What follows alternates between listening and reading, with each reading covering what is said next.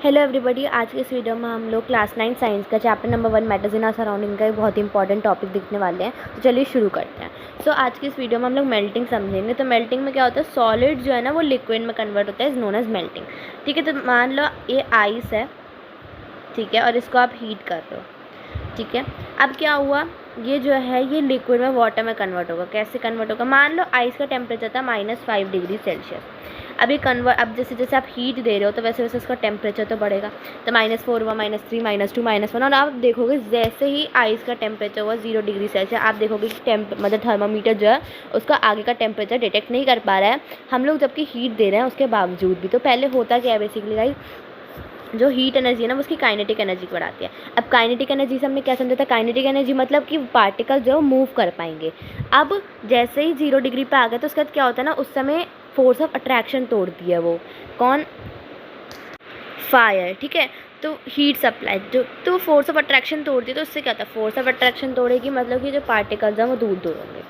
अगर मैं आपको समझाऊँ तो देखो, जो पार्टिकल्स है ना वो दूर दूर होंगे अगर फोर्स ऑफ अट्रैक्शन टूट गया तो। अब अगर पार्टिकल्स दूर दूर होंगे, ऊपर से उनकी काइनेटिक एनर्जी बड़ी है, मतलब कि वो लोग फ्लो कर पाएंगे, तो वो लोग मूव कर पाएंगे, तो मूवमेंट उनकी हो पाएगी। तो इसका मतलब क्या हुआ, अब ये सॉलिड के पार्टिकल्स तो है नहीं, क्योंकि सॉलिड की कैरेक्टरिस्टिक्स क्या थी कि जो पार्टिकल्स है ना उनमें फोर्स ऑफ अट्रैक्शन की बाइंडिंग स्ट्रॉन्ग रहेगी। दूसरा, वो इतना फ्रीली मूव नहीं कर सकते, तो अब वो मूव भी कर रहा, उनकी काइनेटिक एनर्जी बढ़ गई और उनका फोर्स ऑफ अट्रैक्शन भी कम हो गया। इसका मतलब अब इन पार्टिकल्स की कैरेक्टरिस्टिक्स चेंज हो गई हैं। तो अगर अब इन पार्टिकल्स की कैरेक्टरिस्टिक्स चेंज हो गई तो इसका मतलब ये पार्टिकल्स सॉलिड के नहीं रहे, तो फिर किसके हो गए हैं ये, अब ये पार्टिकल्स हो गए हैं लिक्विड के। और आप अब देखोगे कि आपका जो सॉलिड है यानी कि जो आपकी आइस है वो अब किस में कन्वर्ट हो गई है, लिक्विड में। ओके गाइस, तो आपको इसी प्रोसेस को हम कहते हैं मेल्टिंग। अच्छा, आप मुझसे एक सवाल पूछोगे कि अगर, ठीक है, हमने मान लिया कि फोर्स ऑफ अट्रैक्शन टूट रहा है, ठीक है, एंड एक्सेट्रा एक्सेट्रा, ठीक है, मतलब पार्टिकल्स की काइनेटिक एनर्जी बढ़ गई, ये सब तो हम समझ गए।